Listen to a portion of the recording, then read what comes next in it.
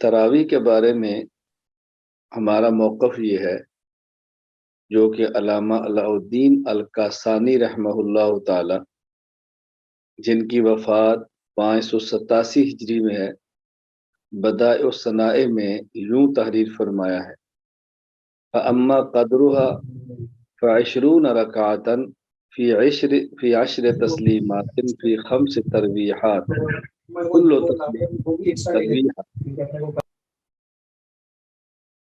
نماز تراویح کی رکعات 20 ہیں جو دو دو کر کے 10 سلاموں کے ساتھ ادا کی جائیں گی، یعنی 2 رکعات پڑھے پھر سلام، پھر 2 رکعات پڑھے پھر سلام، کل تسلیمتین ترویحہ، اور ہر 2 سلام یعنی 4 رکعات کا ایک ترویحہ بنے گا۔ ہمارے اس پر دلائل سماعت فرمائیں۔ نمبر 1، قال الامام الحافظ المحدث ابو بکر عبداللہ بن محمد بن ابی شیبۃ العبسی الکوفی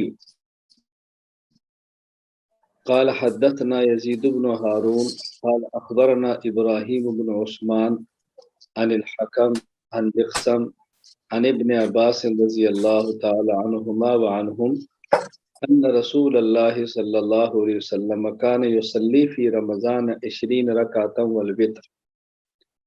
مصنف ابن ابی شیبہ جلد 5 صفحہ 225، کتاب الصلاۃ، باب کم یصلی فی رمضان من رکعہ، المعجم الکبیر للطبرانی جلد 5 صفحہ 433، حدیث نمبر 11934، المنتخب میں مسند عبد بن حمید صفحہ 218، حدیث نمبر 653، السنن الکبریٰ للبیہقی جلد 2 صفحہ 496، باب ما روی فی عدد رکعات القیام فی شہر رمضان۔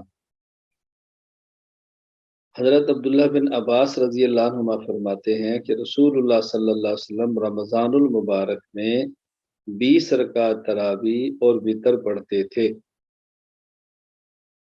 اس حدیث مبارک کی جو سند ہے یہ بہترین سند ہے، اسناد و حسن، کیونکہ اس حدیث کو پوری امت نے قبول کیا ہے۔ جنہوں نے نہیں ماننا وہ اس پر اشکال کرتے ہیں کہ اس کی سند میں راوی ابراہیم بن عثمان ابو شیبہ، اور یہ ضعیف ہے، کیونکہ راوی ضعیف ہیں لہذا حدیث ضعیف ہے، اور ضعیف حدیث کو آپ پیش نہیں کر سکتے۔ دیکھیں جواب سماعت فرمائیں کہ ابراہیم بن عثمان ابو شیبہ، اگر ان پر بعض محدثین نے جرح فرمائی ہے تو بہت سے محدثین نے ان کی توثیق بھی فرمائی ہے۔ آپ کو جرح نظر آتی ہے، توثیق نظر نہیں آتی۔ دنیا میں بڑے سے بڑے لوگ ہیں، ان پر کوئی نہ کوئی ناقد اور معترض ہوتا ہے، لیکن یہ دیکھا جاتا ہے کہ ان کی ثقہ، ان کی ثقافت بیان کرنے والے، توثیق کرنے والے کیسے لوگ ہیں۔ یہاں سماعت فرمائیں، امام شعبہ بن حجاج، وفات ہے ان کی 160 ہجری ہیں، حضرت ابراہیم بن عثمان ابو شیبہ سے روایت لی، تہذیب الکمال المزی جلد 1 صفحہ 268، تہذیب التہذیب جلد 1 صفحہ 136۔ سوال یہ ہے کہ اگر امام شعبہ نے ابراہیم سے روایت لی ہے تو پھر کیا ہوا، یہ ہم نے کیوں بات کی ہے؟ اس کی وجہ یہ ہے کہ تہذیب میں ہے لا یروى الا عن ثقۃ عندہ، کہ شعبہ روایت اس سے لیتے ہیں جو ان کے یہاں ثقہ ہوتا ہے، تو معلوم ہوتا ہے کہ امام شعبہ کے یہاں یہ ابراہیم بن عثمان ابو شیبہ ثقہ راوی، اور خود نیل الاوطار للشکانی میں آپ دیکھیں جلد 1 صفحہ 36، اب یہ علامہ شکانی غیر مقلد ہے، اور وہ بھی اس بات کو تسلیم کرتے ہیں اور اعتراف کرتے ہیں، امام شعبہ صرف اس سے روایت لیتے ہیں جو ان کے ثقہ ہو، اور مزید ان کی اس توثیق موجودہ دور کے غیر مقلدین کے محقق حافظ زبیر لزئی جو دنیا سے جا چکے ہیں، انہوں نے بھی اپنے رسالے معنام الحدیث کے اندر یہ بات لکھی ہے۔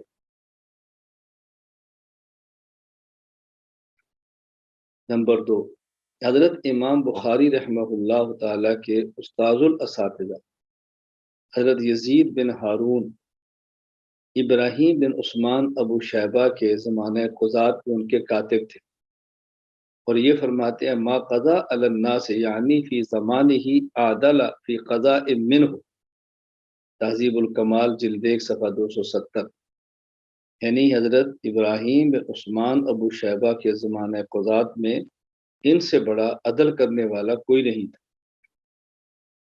امام ابن عدی ان کے بارے میں فرماتے ہیں لہو احادیث صالحہ، تہذیب الکمال جلد 1 صفحہ 270، اور مزید فرماتے ہیں وَهُوَ إِن نَسَبُوهُ إِلَى الضُّوفِ خَيْرٌ مِّنْ إِبْرَاهِيمَ بْنِ أَبِي حَيَّةَ، تہذیب الکمال جلد 1 صفحہ 270۔ یعنی امام ابن عدی فرماتے ہیں کہ ابو شیبہ کی نسبت اگرچہ لوگوں نے ضعف کی ہے، بعض نے ضعیف کہا ہے، لیکن بعض کی ان کے طرف ضعف کی نسبت کے باوجود یہ کم از کم ابراہیم بن ابی حیہ سے بہتر ہے۔ اور ابراہیم بن حیہ کون ہیں؟ ان کے بارے میں امام یحییٰ بن معین فرماتے ہیں شیخ ثقۃ کبیر، لسان المیزان جلد 1 صفحہ 53۔ تو ابراہیم بن عثمان ابو شیبہ کو اگرچہ بعض نے ضعیف کہا ہے، لیکن ان کی بعض نے توثیق بھی فرمائی۔ آپ کو تضعیف نظر آتی ہے، توثیق نظر کیوں نہیں آتی؟ دوسرا جواب، یہ اس سے بھی ہم اس کو سماعت فرما لیں کہ اگر ان کو ضعیف بازو نے کہا، اس بنیاد پر حدیث سندن ضعیف ہو، لیکن محدثین کا اپنا مستقل اصول ہے، اگر کوئی روایت سندن ضعیف ہو، اگر کوئی روایت سندن ضعیف ہو لیکن اس کو تلقی امت بالقبول ہو جائے، یعنی اس حدیث میں کا جو متن ہے، اس حدیث کا جو مضمون ہے، اس کو امت قبول کر لے، تو پھر وہ حدیث ضعیف نہیں رہتی۔ علامہ جلال الدین عبد الرحمن بن ابو بکر السیوطی شافعی رحمہ اللہ تعالی وفات 911 ہجری فرماتے ہیں قال بعضهم يحكم للحديث بالصحة اذا تلقاه الناس بالقبول فإن لم يكن له اسناد صحیح، تدریب الراوی صفحہ 29۔ بعض محدثین کا موقف ہے کہ حدیث پر صحیح ہونے کا حکم اس وقت بھی لگایا جائے گا جب امت اس حدیث کو قبول کر لے، اگرچہ اس کی سند صحیح نہ ہو۔ زبدۃ المحدثین دارالعلوم علماء دیوبند کے ماتھے کا جھومر علامہ سید محمد انور شاہ کشمیری رحمہ اللہ تعالی وفات سن 1352 ہجری فرماتے ہیں وذهب بعضهم الى ان الحديث اذا تأید بالعمل ارتقى من حال الضعف الى مرتبة القبول قلت وهو الاوجه عندي، فیض الباری شرح بخاری جلد 3 صفحہ 409 کتاب الوصایا باب الوصیت للوارث، کہ اگر بعض محدثین کی رائے ہے کسی حدیث کی تائید جب امت کے تعامل کے ساتھ ہو تو وہ درجہ ذوق سے درجہ قبولیت پا لیتی ہے، اور میں کہتا ہوں یہی رائے میرے ہاں زیادہ پسندیدہ ہے۔ علامہ کشمیری فرماتے ہیں خود غیر مقلد عالم ثناء اللہ مرتسری اخبار اہل حدیث 19 اپریل 1907 اس میں فرماتے ہیں بعض ضعف ایسے ہیں جو امت کی تلقی بالقبول سے رفع ہو گئے ہیں، کہ جب امت نے اس حدیث مبارک کے مضمون اور متن کو قبول فرما لیا ہے تو حدیث کا ضعف ختم ہو گیا۔ تیسرا جو آپ سماعت فرمائیں، اس حدیث کو ابراہیم بن عثمان ابو شیبہ سے روایت کن نے کیا ہے؟ 4 محدث۔ نمبر 1 یزید بن ہارون مصنف ابن ابی شیبہ میں، نمبر 2 علی بن جعد المعجم القبیر لطبرانی میں، نمبر 3 ابو نعیم فضل بن دکین المنتخب میں مسند ابن عبد بن حمید میں، نمبر 4 منصور بن ابی مزاحم السنن الکبریٰ للبیہقی میں۔ یعنی یہ جو ہم نے روایت بیان کی ہے اور اس حدیث مبارک کو بڑے بڑے 4 محدثین نے لیے، میں نے اوپر آپ کی خدمت میں حوالے پیش کیے تھے کہ یہ حدیث مبارک جو ابن عباس سے ہے کہ رسول اکرم صلی اللہ علیہ وسلم رمضان میں 20 رکعت تراویح اور وتر پڑھتے، یعنی تراویح رکعت 20 تھی اور وتر اس کے علاوہ تھے، یہ جو آپ پڑھا کرتے تھے۔ تو یہ روایت کن سے ہے؟ ابراہیم بن عثمان ابو شیبہ۔ اور ان سے روایت لینے والے کون ہیں؟ اس پر میں عرض کر رہا تھا، ہم نے 4 حوالے پیش کیے۔ نمبر 1 مصنف ابن ابی شیبہ، اور مصنف ابن ابی شیبہ میں ان سے روایت لیتے ہیں یزید بن ہارون۔ نمبر 2 المعجم القوی للطبرانی، اس میں ان سے روایت لیتے ہیں علی بن جعد۔ تیسرا حوالہ المنتخب من مسند عبد بن حمید، اس سے روایت ان سے لیتے ہیں فضل بن دکین۔ نمبر 4 السنن الکبریٰ للبیہقی، اس میں ان سے روایت لیتے ہیں منصور بن ابی مزاحم۔ تو میں نے 4 حوالے دیے، چاروں میں ان سے لینے والے حدیث محدث کون سے ہیں، اور ان 4 کس درجہ کے لوگ تھے؟ تقریب التہذیب صفحہ 637، یزید بن ہارون ثقۃ متقن، علی بن جعد سیر اعلام النبلاء للذہبی جلد 7 صفحہ 579، ثقۃ صدوق ابو نعیم فضل بن دکین تقریب التہذیب صفحہ 475، ثقۃ ثبت۔ نمبر 4 منصور بن ابی مزاحم تقریب التہذیب صفحہ 576، ثقۃ۔ تو یہ ثقہ اور عظیم محدثین کا ابراہیم بن عثمان ابو شیبہ سے 20 رکعت والی روایت نقل کرنا اور نقل کرنے متفق ہونا، اس بات کی قوی تائید ہے کہ حدیث ثابت اور صحیح ہے۔ تو پہلی دلیل کس بات پر بیان کی کہ 20 رکعت تراویح رسول اکرم صلی اللہ علیہ وسلم پڑھتے تھے۔ اس حدیث سے 2 باتیں بڑی واضح طور پر سمجھ آ گئی۔ نمبر 1 20 رکعت تراویح تھی، 8 نہیں۔ نمبر 2 تراویح الگ ہے اور وتر الگ ہے۔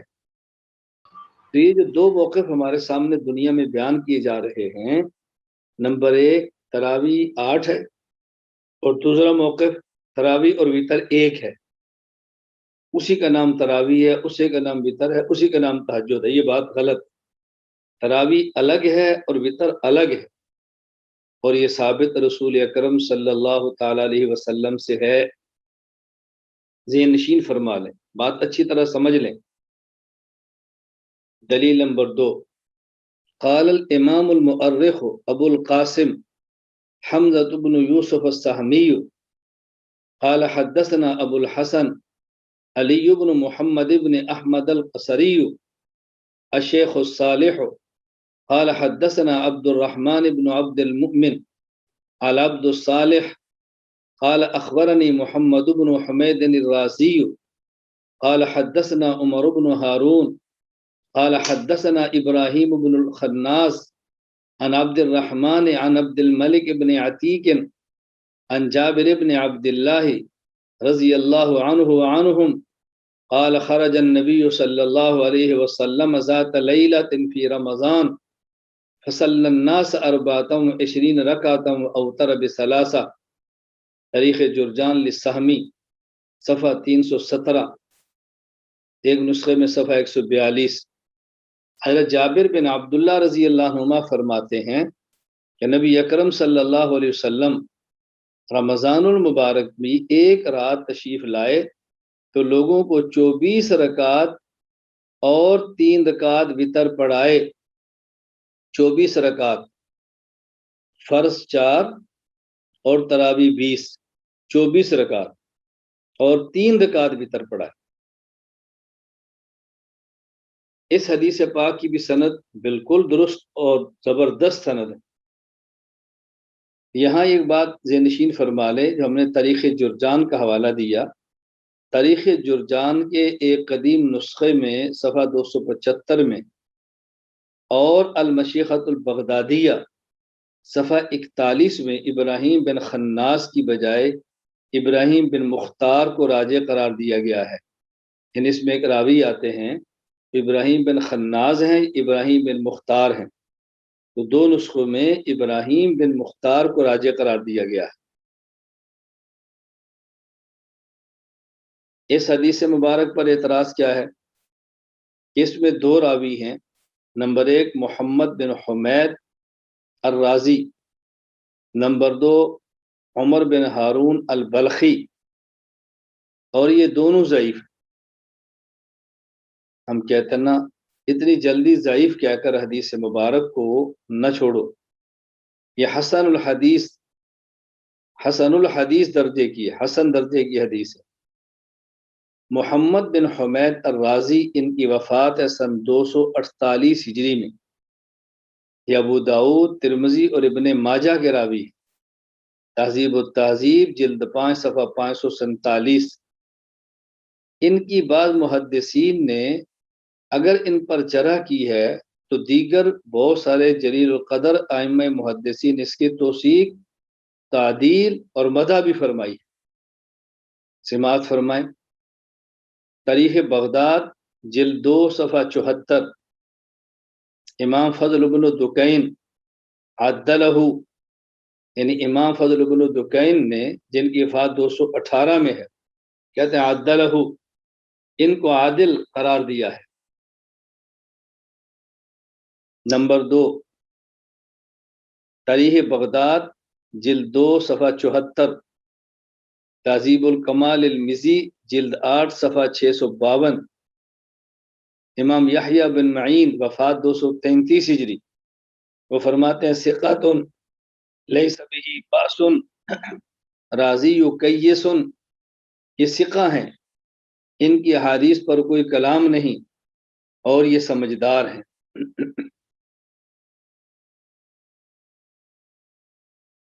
نمبر 3 طبقات الحفاظ للسیوطی جلد 1 صفحہ 40، امام احمد بن حنبل وفات 241 ہجری، وثقہ، امام احمد بن حنبل نے ان کو ثقہ قرار دیا ہے۔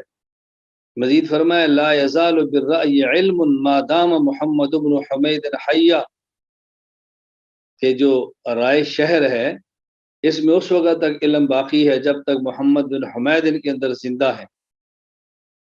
نمبر 4 تاریخ بغداد جلد 2 صفحہ 73، امام محمد بن یحییٰ الزہلی وفات 258 ہجری، عدلہ، ان کو عادل قرار دیا ہے۔ تاریخ بغداد جلد 2 صفحہ 73، امام ابو زرع الرازی وفات 258 ہجری، عدلہ، ان کو عادل قرار دیا ہے۔ سیر اعلام النبلاء جلد 8 صفحہ 293، امام محمد بن اسحاق الصاغانی وفات 271 ہجری، عدلہ، انہوں نے بھی ان کو محمد بن حمید کو عادل قرار دیا ہے۔ نمبر 7 تہذیب الکمال جلد 8 صفحہ 653، امام جعفر بن ابی عثمان الطیالسی وفات 282 ہجری، فرماتے ہیں ثقہ قرار دیا ہے۔ نمبر 8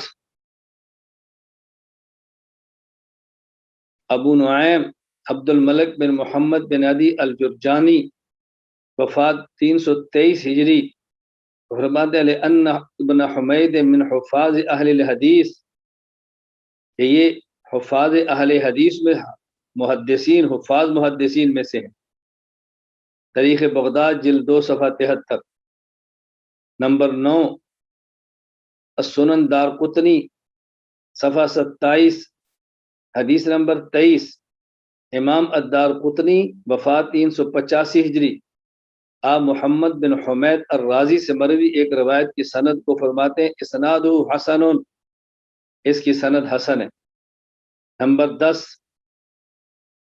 تہذیب التہذیب جلد 5 صفحہ 550، امام خلیل بن عبداللہ بن احمد الخلیلی وفات سن 446 ہجری، فرماتے ہیں کان حافظا عالما بهذا الشان رضیہ احمد و یحییٰ، امام محمد بن حمید الرازی حافظ الحدیث تھے، علامہ ہیں، اور اس شان کے ساتھ ایک امام احمد اور یحییٰ بن معین ان سے راضی تھے۔ نمبر 11 سیر اعلام النبلاء جلدار صفحہ 292، علامہ شمس الدین ذہبی وفات 748 ہجری فرماتے ہیں العلامۃ الحافظ الکبیر محمد بن حمید الرازی علامہ حافظ الحدیث اور بہت بڑے حافظ تھے۔ مزید فرمائے الحافظ وکان من اوعیت العلم العبر فی خبر من خبر، جلد 1 صفحہ 223، علامہ ذہبی فرماتے ہیں حافظ بھی تھے اور علم کا بہت بڑا خزانہ تھے۔ نمبر 12 مجمع الزوائد جلد 9 صفحہ 475، علامہ نور الدین علی بن ابی بکر الحیثمی وفات سن 807 ہجری فرماتے ہیں فی اسناد بزار محمد بن حمید الرازی و ثقۃ، محمد بن حمید الرازی ثقہ راوی۔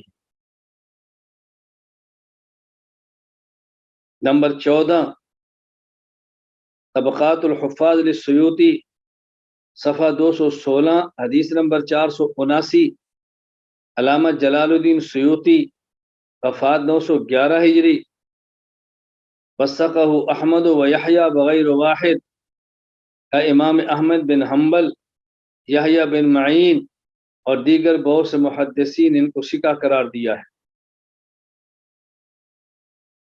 نمبر 14 خلاصہ تہذیب التہذیب الکمال المزی، نمبر 14 خلاصہ تہذیب التہذیب الکمال الخزرجی صفحہ 333، امام احمد بن عبداللہ الخزرجی وفات 923 ہجری فرماتے ہیں الحافظ وکان ابن معین حسن الرأی فی، حافظ تھے اور ابن معین ان کے بارے بہت اچھی رائے رکھتے تھے۔ خود غیر مقلد عالم ناصر الدین البانی محمد بن حمید سے مروی روایت کو کہتے صحیح قرار دیتے ہیں۔ سنن ابن ماجہ باحکام البانی حدیث نمبر 1301 کے تحت آپ دیکھیں۔ اس لیے محمد بن حمید الرازی کے بارے میں آپ نے توثیق اور تعدیل دیکھی، کس قدر محدثین ان کی توثیق فرماتے ہیں۔ دوسرے راوی عمر بن ہارون البلخی وفات 294 ہجری، آپ ترمذی اور ابن ماجہ کے راوی، تہذیب التہذیب جلد 4 صفحہ 315 تا صفحہ 317، آپ کی توثیق اور تعدیل سماعت فرمائیں۔ نمبر 1 مجمع الزوائد جلد 1 صفحہ 142، امام قتیبہ بن سعید قد وثقہ قتیبہ وغیرہ، امام قتیبہ اور دیگر محدثین نے اسے ثقہ قرار دیا ہے۔ سنن ترمذی حدیث نمبر 2762، کہتے ہیں عمر بن ہارون کان صاحب حدیث، عمر بن ہارون بہت بڑے محدث تھے، یہ قتیبہ بن سعید فرما رہے ہیں۔ نمبر 2 تاریخ بغداد جلد 11 صفحہ 189، امام عبد الرحمن بن مہدی فرماتے ہیں ما قلت فیہ الا خیرا، کہ میں نے جب بھی کہی ان کے بارے میں خیر کی بات کہی ہے۔ اور عبد الرحمن بن مہدی ان کے بارے میں سیر اعلام النبلاء جلد نمبر 7 صفحہ 148 تا 152 کا مطالعہ فرمائیں۔ وکان ابن مہدی حسن الرأی فی، امام عبد الرحمن بن مہدی ان کے بارے میں اچھی رائے رکھتے تھے۔ نمبر 3 سنن ترمذی حدیث نمبر 2762، امام بخاری حسن الرأی فی، امام بخاری ان کے بارے میں رائے اچھی رکھتے تھے۔ نمبر 4 تذکرۃ الحفاظ للذہبی جلد 1 صفحہ 248، امام ابو السلام علیکم عاصم ورحمۃ اللہ عمر۔ وبرکاتہ۔ شرکا متوجہ ہوں، استاذ محترم کی طرف سے کچھ نیٹ کی خرابی ہے، ٹیکنیکل پرابلم ہے، ابھی سالو ہوتا ہے تو انشاءاللہ ابھی استاد جی آپ سے پوچھتے ہیں۔ آواز آ رہی ہے؟ جی استاد جی اب شروع ہو گئی ہے۔ جی جی الحمدللہ آ رہی ہے۔ جی الحمدللہ بہت صاف ستھری آواز آ رہی، کوئی دقت نہیں آپ کی طرف سے۔ جی اب سے صاف آ رہی ہے۔ تذکرۃ الحفاظ للذہبی جلد 1 صفحہ 248 امام ابو حافظ عمر عندنا احسن للحدیث من ابن المبارک، اللہ اکبر، کہتے ہیں عمر بن ہارون البلخی ہمارے ہاں حدیث کے طلب کے معاملے میں ابن المبارک سے بھی زیادہ بہتر مہارت کے حامل تھے۔ نمبر 5 تذکرۃ الحفاظ للذہبی جلد 1 صفحہ 249، سیر اعلام النبلاء جلد 7 صفحہ 148، علامہ شمس الدین ذہبی فرماتے ہیں الحافظ الامام المکثر عالم خراسان من اویت العلم، یہ محدث تھے، امام تھے، بہت زیادہ تصانیف ان کی ہیں، بہت زیادہ احادیث والے تھے، خراسان کے عالم تھے اور علم کا بہت بڑا خزانہ تھے۔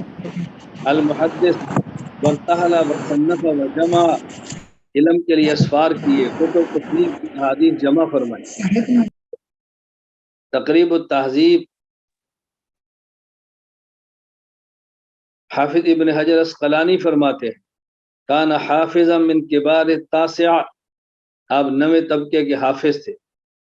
نمبر 7 سے ابن خزیمہ حدیث نمبر 493، امام ابن خزیمہ فرماتے ہیں اخرج عنہ فی صحیحہ، اپنی صحیح میں ان سے تخریج کی ہے۔ کہ ہم نے یہ چیزیں نقل کی ہیں کہ جس سے آپ کو اندازہ ہو جائے کہ ان کی توثیق اور تعدیل کتنی زیادہ ہے۔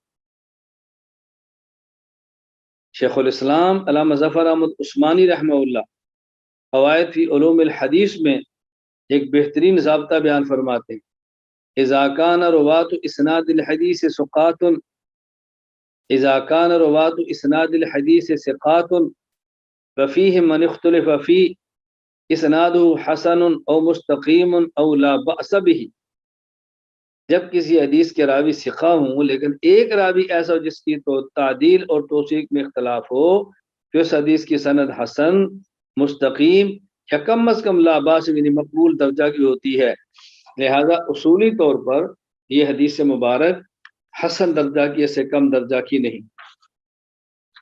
دیکھو یہ جو 2 روایتیں آپ کی خدمت میں پیش کی ہیں، ان دونوں میں 2 فرق سمجھ لیں۔ ایک فرق یہ ہے کہ جو پہلی حدیث مبارک حضرت عبداللہ بن عباس رضی اللہ تعالی عنہما سے ہے، نبی کریم صلی اللہ علیہ وسلم کی 20 رکعت تراویح اور وتر کا ذکر ہے،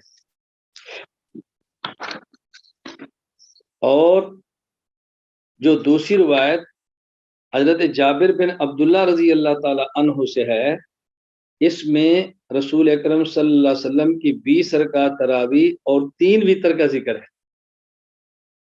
تو حضرت ابن عباس والی حدیث پاک میں تراویح اور صرف وتر، اس میں تراویح اور 3 وتر۔ نمبر 2 حضرت ابن عباس والی روایت میں اکیلے نماز کا ذکر ہے، اور حضرت جابر والی روایت میں جماعت کا ذکر ہے۔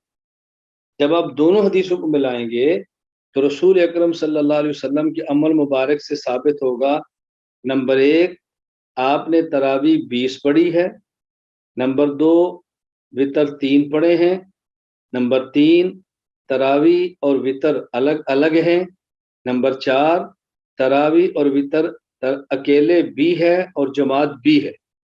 یہ شروع کا عمل تھا، بعد میں ہم اس پر بات کریں گے کہ اب مستقل تراویح پڑھنی ہے اور جماعت کے ساتھ پڑھنی ہے، اور تراویح کو باجماعت ادا کرنا سنت مؤکدہ علی الکفایہ ہے۔ تو آج کے درس میں آپ کے سامنے یہ باتیں کھل کر آئیں۔ نمبر 1 20 رکعت تراویح سنت ہے رسول اکرم صلی اللہ علیہ وسلم کی۔ نمبر 2 تراویح الگ ہے، وتر الگ ہے۔ نمبر 3 تراویح 20 ہے۔ نمبر 4 تراویح اور وتر کی جماعت ہے۔ یہ جو معروف ہے اور یہ بات کہہ دی جاتی ہے کہ 20 رکعت تراویح حضرت عمر کی سنت ہے، یہ نہ کہا کریں، تراوی 20 رکعت باجماعت رسول اکرم صلی اللہ علیہ وسلم سے ثابت. تراوی 20 رکعت پورا مہینہ باجماعت یہ حضرت عمر رضی اللہ تعالی عنہ نے شروع فرمائی، اور یہ بھی حضور اکرم صلی اللہ علیہ وسلم کے منشا کے مطابق فرمائی. اس پر بھی بات آگے کریں گے انشاءاللہ، اور شبہات کا جواب دیں گے. میں بات کھل کر کروں گا، کوئی الجھن آپ کو باقی نہیں رہ جائے گی. ہمارے موقف پر دلائل بہت مضبوط ہیں، ہم دلائل کو پڑھتے نہیں، دلائل کو سنتے نہیں، اور اس سے بڑی بات دلائل دینے والوں سے بدکتے ہیں، دلائل دینے کو شرارت سمجھتے ہیں، دلائل سے بات کرنے کو مناظرہ بازی سمجھتے ہیں، اور یہ اغیار کی چال ہے. اللہ کے لیے اس کو سمجھو. کراچی ایک بہت بڑی مسجد میں میرا احباب نے بیان رکھوایا، بیان طے ہو گیا. جب میں اس مسجد میں پہنچا تو بیان سے پہلے مجھے بریفنگ دی گئی، ذہن سازی، اور کہا مولانا ہم نے بڑی مشکل سے اس مسجد میں آپ کا بیان طے کیا ہے، ہم چاہتے ہیں کہ لوگ آپ کو سنیں. یہاں کا بڑا مثبت ماحول ہے، تو آپ کوئی ایسی بات نہ کرنا کہ جو منفی ہو، آئندہ آپ کی آمد میں مشکل ہو یا ہمارے مسائل پیدا ہوں. میں نے کہا ٹھیک.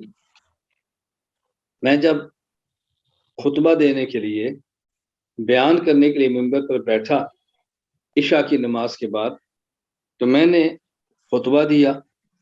میں نے مختصر سی بات کی. میں نے کہا مجھے آپ فرمائیں کہ آپ لوگ بیان وہ سن رہو نا سبق، مجھے بتائیں کہ آپ لوگ کتنی نمازیں پڑھتے ہیں؟ کہا جی 5. میں نے کہا اب یہ بتائیں کہ آپ حضرت تراویح کتنی پڑھتے ہیں؟ کہا جی 20. میں نے کہا یہ بتائیں کہ وتر کتنی رکعت پڑھتے ہیں؟ کہا جی 3. میں نے کہا یہ بتائیں کہ آپ امام کے پیچھے فاتحہ پڑھتے ہیں؟ کہا جی نہیں. میں نے کہا یہ بتائیں کہ آپ آمین اونچی کہتے ہیں؟ کہا جی نہیں. میں نے کہا یہ بتائیں کہ آپ نماز کے اندر رکوع جاتے اٹھتے رفع الیدین کرتے ہیں؟ کہا جی نہیں. تو میں نے کہا یہ بات سمجھیں، اب آپ 5 نماز پڑھتے ہیں تو ٹھیک، 5 پر دلیل دیں فرقہ واریت. آپ تراویح 20 پڑھے تو ٹھیک، 20 رکعت تراویح پر دلیل دیں تو شرارت. آپ امام کی فاتحہ نہ پڑھے تو ٹھیک، فاتحہ نہ پڑھنے پر کوئی دلیل دے تو مناظرہ بازی. ایسا ماحول کیوں ہے؟ میں کوئی نئی بات نہیں کہہ رہا، جو آپ کی مسجد کے اعمال ہیں انہی اعمال کو مدلل کر رہا، انہی اعمال پہ دلائل دے رہا. تو یہ اغیار کی طرف سے پروپوگنڈا اس لیے کیا جاتا ہے تاکہ لوگ ان کی بات نہ سنیں، لوگ ان سے دور ہو جائیں، لوگ ان سے قریب نہ ہوں.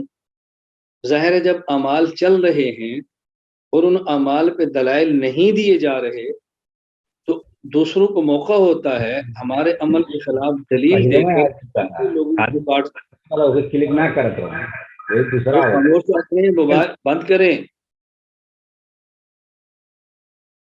دوسروں کو موقع مل جاتا ہے ان بچوں کو کاٹ دیا جائے، لیکن جب ہمارے بچوں کے پاس، ہمارے حضرات کے پاس دلائل موجود ہوں گے تو کوئی آپ کو نہیں دور کر سکتا. تو ہم کو نئی بات نہیں کہہ رہے، اپنے اکابر کی طرف سے جو مسنون اعمال ہمیں دیے گئے ہیں انہی مسنون اعمال پر وہی دلائل پیش کر رہے ہیں کہ جو ہمارے اکابر نے تحریر فرما کر ہمارے حوالے کر دیے ہیں. تو آج کی مجلس میں نے 2 مرفوع روایتیں پیش کی ہیں جس سے ثابت کیا ہے کہ تراویح وہ بھی 20 رکعت، فطر اور وہ بھی 3 اور جماعت کے ساتھ رمضان مبارک میں رسول اکرم صلی اللہ علیہ وسلم سے ثابت ہے. یہی دلائل آپ سمجھیں، یہی دلائل آگے سمجھائیں، یہی دلائل سنیں، یہی دلائل سنائیں. بیان اپنے پاس محفوظ رکھیں، فائل محفوظ رکھیں. عوام میں اس کو بیان کریں، بچوں میں بیان کریں، دلائل کے ساتھ پردے کا خیال کرتے ہوئے خواتین میں بیان کریں. یہی دلائل آپ نے آگے چلانے ہیں. اچھی طرح ان باتوں کو سمجھنے کی کوشش کریں. ہمارے یہاں ایک ماحول بہت عجیب سا بنایا جاتا ہے. جو باتیں میں سمجھانا چاہتا ہوں، بہت ایک عجیب سا ماحول بنایا جاتا ہے. کراچی ایک جگہ میرا جانا ہوا، 3 دن کا دورہ تھا. تو ایک صاحب نے مجھ سے رابطہ کیا، آپ کراچی میں ہیں، اگر کوئی وقت ہمیں مل جائے تو ہم بیان رکھوا لیں. میں نے کہا آپ کل ظہر کا وقت رکھ لیں، میں آپ کے آ جاؤں گا اور بیان کر دیں گے. تو مجھے پوچھا کہ آپ کے بیان، مجھے پوچھا کہ عنوان کیا ہوگا. میں نے کہا آپ جو مناسب سمجھتے عنوان رکھ لیں. کہا جی ہم نے مشورہ کیا ہے تو ہم چاہتے ہیں ہم کل کی مجلس اور بیان کا عنوان رکھ لیں اصلاحی بیان. میں نے کہا بہت اچھا. میں جب چلا گیا، چونکہ مسجد کا ماحول خانقاہی اور اہل تبلیغ کا تھا، تو میں بیان کرتا ہوں لیکن ساتھ بات بھی سمجھاتا ہوں، ذہن سازی بھی کرتا ہوں.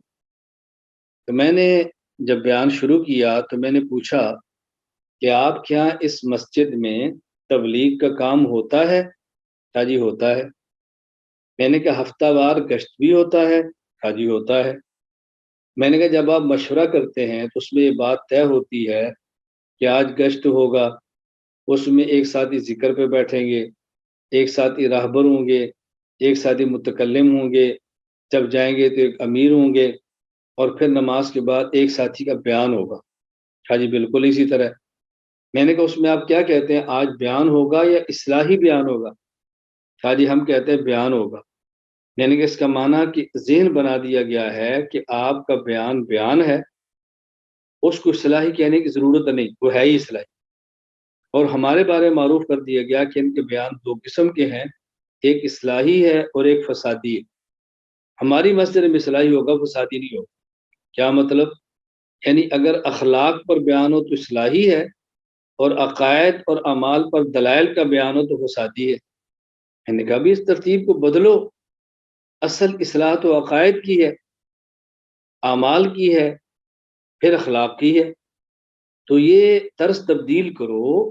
بیان بیان ہی ہوتا ہے، خواہ عقائد پر ہو، خواہ اعمال پر ہو، خواہ اخلاق پر ہو. عموماً ہمارا یہ کہہ دیا جاتا ہے کہ آج کا بیان اصلاحی ہوگا، اس میں کوئی ایسی بات نہیں ہوگی. اللہ تعالیٰ ہمیں بات سمجھنے کی توفیق عطا فرمائے. میں یہ بات اس لیے عرض کر رہا ہوں تاکہ آپ کا ذہن بنے، اچھی طرح ذہن بنے ہمارا کہ ہم نے کام کیسے کرنا ہے، ہمارے دلائل کیا ہیں، یہ کام مثبت ہے، یہ کام منفی نہیں ہے.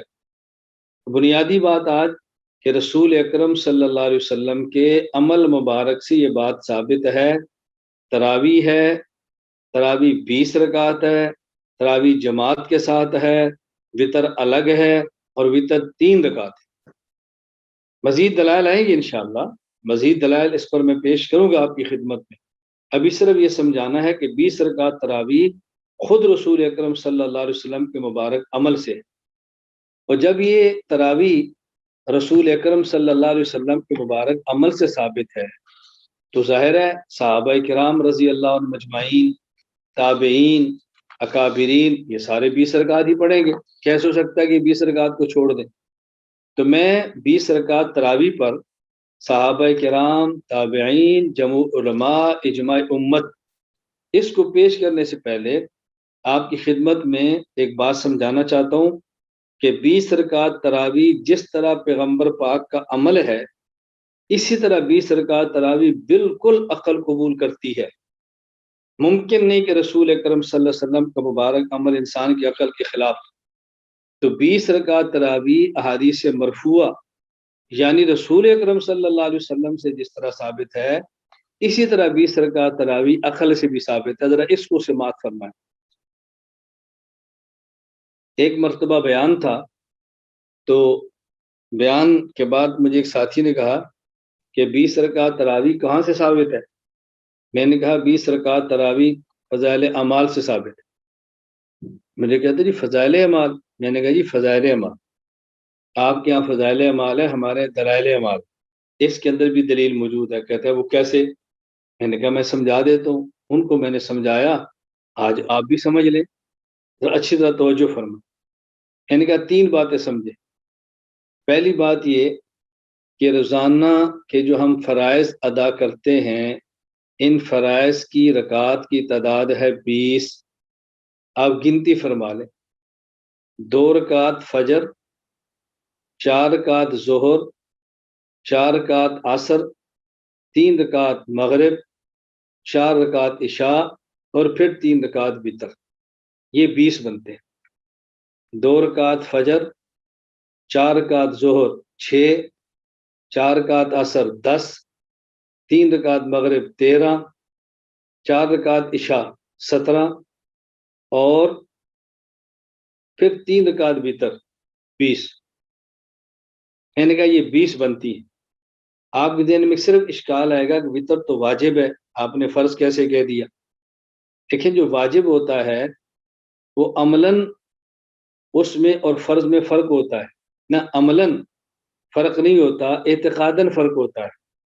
یعنی فرض کے انکار کو کفر کہتے ہیں اور واجب کے انکار کو فسق کہتے ہیں، لیکن عملاً دونوں ضروری. مثلا اگر کوئی شخص مسافر ہو، فجر کی 2 پڑھے گا، ظہر کی 2 پڑھے گا، عصر کی 2 پڑھے گا، مغرب کی 3 پڑھے گا، عشاء کی 3 پڑھے گا، اور نہ عشاء کے 2 فرض پڑھے گا اور 3 رکعت وتر بھی پڑھے گا. جس طرح مغرب کے 3 ہیں، اسی طرح عشاء کے 3 وتر بھی ہیں. تو اگر اسے کم درجے کا ہو تو باقی رکعتیں گنجائش نکل آئی، اس کی گنجائش نہیں نکلی، یہ بھی سفر کے اندر پڑھنا ہے.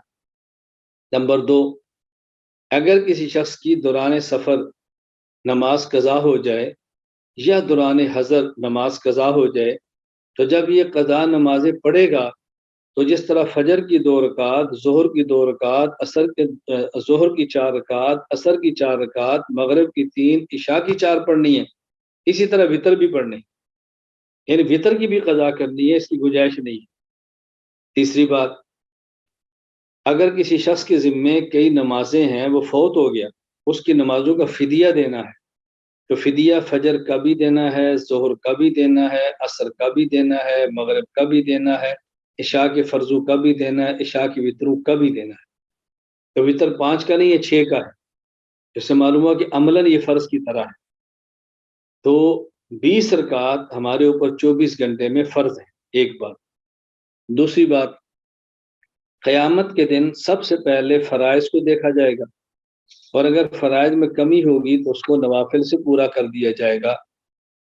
حضرت ابو ہریرہ رضی اللہ تعالیٰ عنہ سے روایت موجود ہے، نبی کریم صلی اللہ علیہ وسلم نے فرمایا، ان اول ما یحاسب الناس به یوم القیامہ من اعمالهم الصلاۃ.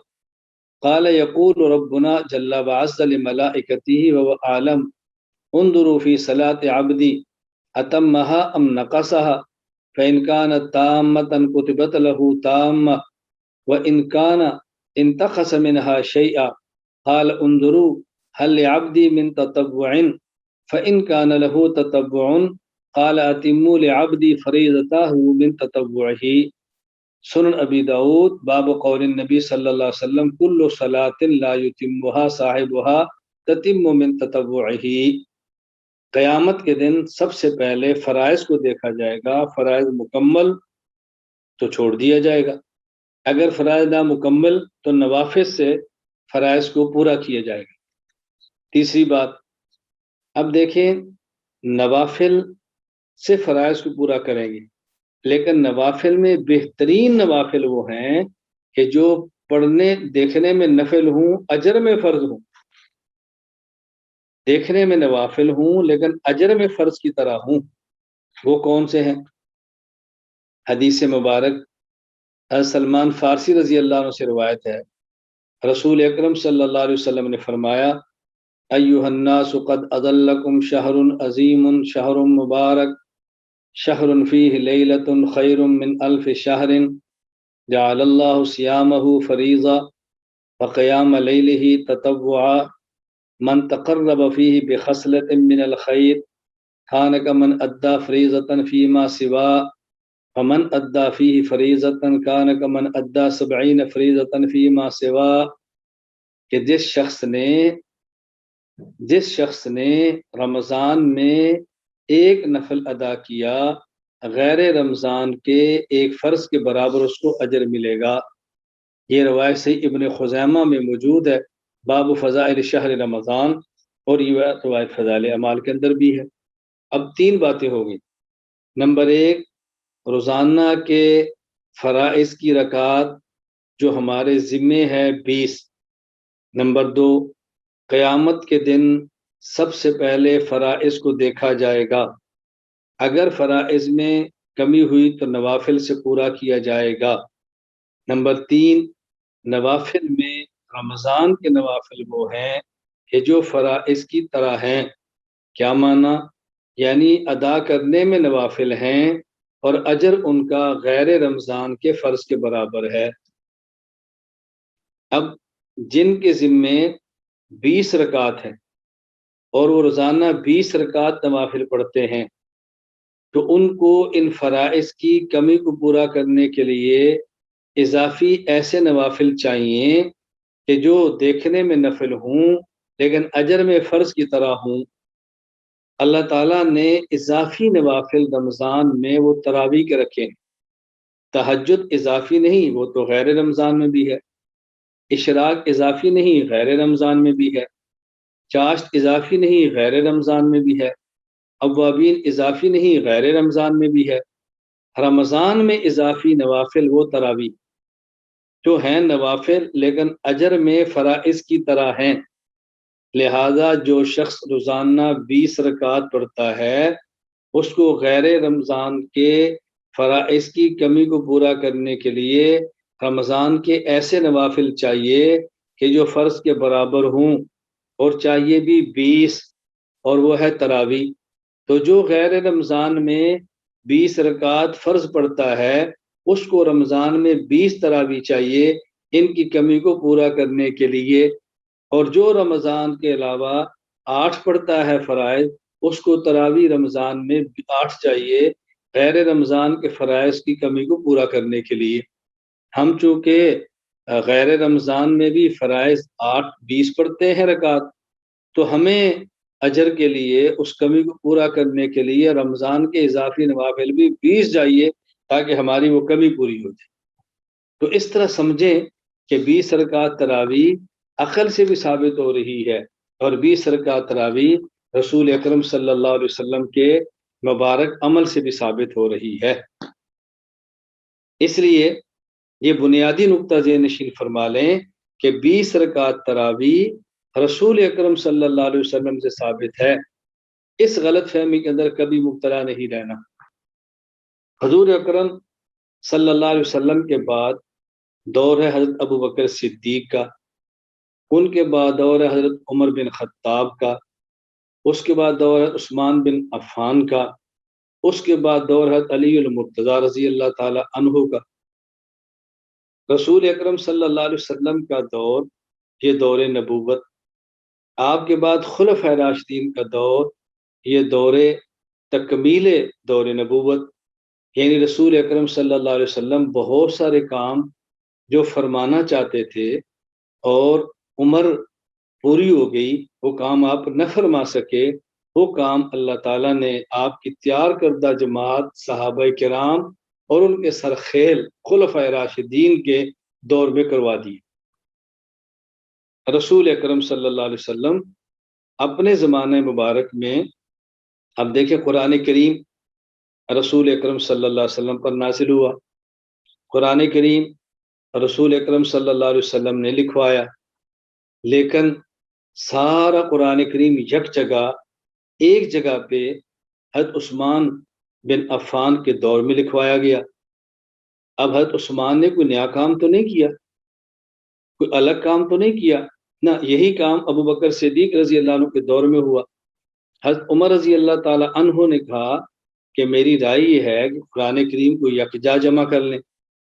हज़रत अबू बकर फरमाने लगे, उमर जो काम रसूलुल्लाह सल्लल्लाहु अलैहि वसल्लम ने नहीं किया मैं कैसे कर सकता हूँ। यानी एक जगह पे حضرت رسول اکرم صلی اللہ علیہ وسلم نہیں لکھوایا تو ایک جگہ پہ میں کیسے کروں؟ تو میں نے کہا فی خیر، اسی میں بہتری ہے، پھر کہا فی خیر، اسی میں بہتری ہے۔ حضرت عمر رضی اللہ تعالیٰ عنہ نے اتنی مرتبہ فی خیر کہا کہ حضرت ابو بکر صدیق رضی اللہ تعالیٰ عنہ کو شرح صدر ہو گیا۔ اب کوئی شخص یہ نہیں کہہ سکتا کہ ابو بکر صدیق نے جو کام کیا اور رسول اللہ صلی اللہ علیہ وسلم کے خلاف تھا۔ بھئی قرآن اترا بھی پیغمبر پر ہے، لکھوایا بھی پیغمبر پر ہے، بس وہ جو مختلف جگہوں پہ تھوڑا تھوڑا لکھا تھا اس کو ایک ہی جگہ پہ صدیق اکبر رضی اللہ تعالیٰ عنہ کے دور میں کروا دیا گیا۔ نبی کریم صلی اللہ علیہ وسلم کے دور میں مسیلمہ کذاب نے دعوی نبوت کیا، رسول اکرم صلی اللہ علیہ وسلم نے خود اپنے دور میں اس مسیلمہ کذاب کے فتنے کو ختم کرنے کے لیے، مسیلمہ کذاب کو کچلنے کے لیے صحابہ کرام کو روانہ فرمایا۔ ابھی یہ مدینہ منورہ سے باہر گئے ہیں کہ نبی کریم صلی اللہ علیہ وسلم کا وصال مبارک ہو گیا، آپ دنیا سے تشریف لے گئے۔ حضرت ابو بکر صدیق رضی اللہ تعالی عنہ نے شدید ترین حالات کے باوجود اس قافلے کو روکا نہیں ہے، بلکہ فرمایا کہ یہ قافلہ جائے گا، اس کو ہم نے بھیجنا ہے، اس گروپ کو، یہ ضرور کام ہو کر رہے گا۔ اب مسیلمہ کذاب کا قتل رسول اکرم صلی اللہ علیہ وسلم کے دور میں نہیں ہوا بلکہ صدیق اکبر کے دور میں ہوا۔ اب مسیلمہ کذاب کو قتل کرنے کی خواہش رسول اکرم صلی اللہ علیہ وسلم کی تھی، اس فتنے کو مٹانے کی تمنا اللہ کے پیغمبر کی تھی، اس فتنوں کو مٹانے کی کوشش رسول اکرم صلی اللہ علیہ وسلم ہی کی تھی، لیکن آپ کے دور میں نہیں ہو سکا، حضرت ابو بکر صدیق کے دور میں ہو گیا۔ تو صدیق اکبر نے کوئی نیا کام نہیں کیا بلکہ رسول اکرم صلی اللہ علیہ وسلم کی اسی تمنا کو پورا فرمایا ہے، اسی خواہش کو پورا فرمایا ہے، قرآن کریم کو محفوظ کیا ہے، مسیلمہ کذاب کے فتنے کو صفحہ ہستی سے مٹایا ہے۔ میں یہ بات سمجھانا چاہ رہا ہوں، پہلے یہ بات ذہن نشین فرما لیں کہ 20 رکعت تراویح رسول اکرم صلی اللہ علیہ وسلم نے پڑھی ہے، 3 رکعت وتر رسول اکرم صلی اللہ علیہ وسلم نے پڑھے ہیں، 20 رکعت تراویح اور 3 رکعت وتر کی جماعت رسول اکرم صلی اللہ علیہ وسلم نے کروائی ہے۔ لیکن رسول اکرم صلی اللہ علیہ وسلم کے دور میں یہ اہتمام نہیں کیا گیا کہ ایک مسجد میں سارے جمع ہوں اور ایک ہی امام کے پیچھے اہتمام کے ساتھ پوری تراویح پڑھے۔ اس کی کچھ وجوہیں آئیں گی انشاءاللہ۔ حضرت صدیق اکبر رضی اللہ تعالیٰ عنہ کا جو دور ہے اس میں بھی اسی طرح چلتا رہا، تراویح بھی ہوتی رہی، جماعت بھی ہوتی رہی، لیکن یہ اہتمام نہیں کہ ایک امام کے پیچھے سارے کھڑے ہو کر پڑھے، 2 الگ کرا رہے ہیں، 3 الگ کرا رہے ہیں، 4 الگ کرا رہے ہیں، اپنی اپنی تراویح کرا رہے ہیں اور جماعت ہو رہی ہے۔ تو ابو بکر صدیق رضی اللہ تعالیٰ عنہ کے دور میں تراویح بھی ہے، جماعت بھی ہے، یہ سب کچھ چیزیں موجود ہیں، اور صدیق اکبر سے یہ توقع رکھنا کہ آپ نے 20 سے کم کیا ہو، یہ تو سوچا بھی نہیں جا سکتا نا، کیونکہ ابو بکر صدیق رضی اللہ تعالیٰ عنہ تو وہ شخص ہیں کہ جب مانعین زکوٰۃ نے ابو بکر صدیق رضی اللہ عنہ سے یہ کہا کہ ہم زکوٰۃ رسول اکرم صلی اللہ علیہ وسلم کو دیتے تھے، وہ پیغمبر تھے، آپ نبی تو نہیں ہیں، ہم زکوٰۃ دیں گے لیکن آپ کو نہیں دیں گے۔ حضرت ابو بکر صدیق رضی اللہ عنہ نے تلوار لی، میدان میں نکلے، فرمایا لو منعونی اقارا لیؤدونہ الی رسول اللہ صلی اللہ علیہ وسلم لاقتلہم، ایک زکوٰۃ کی رسی جو اللہ کے نبی کو دی جاتی تھی، اگر آج مجھے نہ دی تو میں تنہا اس پر قتال کروں گا۔ حضرت عمر رضی اللہ تعالیٰ عنہ نے صدیق اکبر سے کہا کہ اور فتنے بڑے بڑے موجود ہیں، اس کو نظر انداز کریں، مدینے کے حوال ایسے نہیں ہیں کہ ہم تمام فتنوں کے خلاف یکدم نکلے، یہ ہے، بڑے فتنوں کی فکر کریں۔ صدیق اکبر رضی اللہ عنہ فرمانے لگے اَيُنْقَصُ الدِّينُ وَأَنَا حَيٌّ، دین میں کمی آ جائے ابو بکر زندہ رہ جائے نہیں ہو سکتا، اس لیے صدیق اکبر رضی اللہ تعالیٰ عنہ سے یہ توقع رکھنا کہ کمی کی ہو یہ تو ممکن نہیں۔ میں اس لیے گزارش کر رہا ہوں کہ حضرت صدیق اکبر رضی اللہ تعالیٰ عنہ کا دور رسول اکرم صلی اللہ علیہ وسلم کے زمانے کے بالکل قریب ہے، جو اعمال اس وقت تھے اسی ترتیب پر یہ اعمال ہوتے رہے۔ حضرت عمر بن خطاب رضی اللہ تعالیٰ عنہ نے جب باقی تمام امور کو منظم فرمایا، خلافت کے امور کو منظم فرمایا، دیگر امور انتظامی کو منور فرمایا تو آپ نے پھر تراویح کے مسئلے پر بھی توجہ دی اور ایک باقاعدہ ایک نظم بنا دیا کہ ایک امام ہوگا، تراویح اس کے پیچھے ہوگی، قرآن کریم امام سنائے گا، باقی لوگ سنیں گے، اور یہ چھوٹی چھوٹی ٹولیاں، چھوٹی چھوٹی جماعتیں نہیں ہوں۔ یہ حضرت عمر فاروق رضی اللہ تعالیٰ عنہ کا کارنامہ ہے۔ کل سے ہم اس پر دلائل دیں گے۔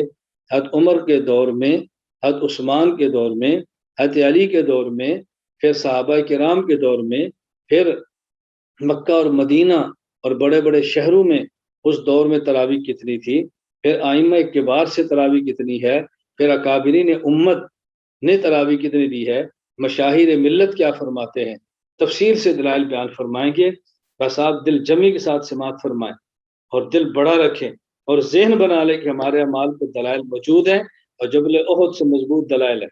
اللہ کا کرم ہے کہ ہم دلیل کی بنیاد پہ بات کہہ رہے ہیں، آنکھیں بند کے بات نہیں کہہ رہے۔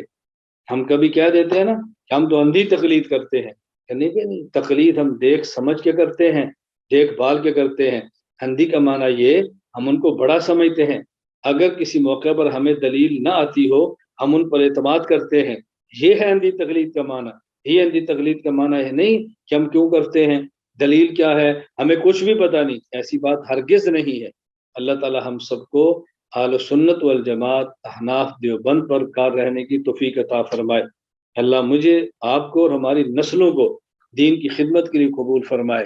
آپ حضرات میں جو حضرات تشریف فرما ہے اصول، قواعد، ضوابط کی پابندی کر کے دل جمی کے ساتھ شرکت فرمائیں۔ چند دن ہمارے اسباب کے ہیں، کوئی زیادت نہیں ہے، بس پابندی بہت فرمائیں۔ السلام علیکم ورحمۃ اللہ وبرکاتہ۔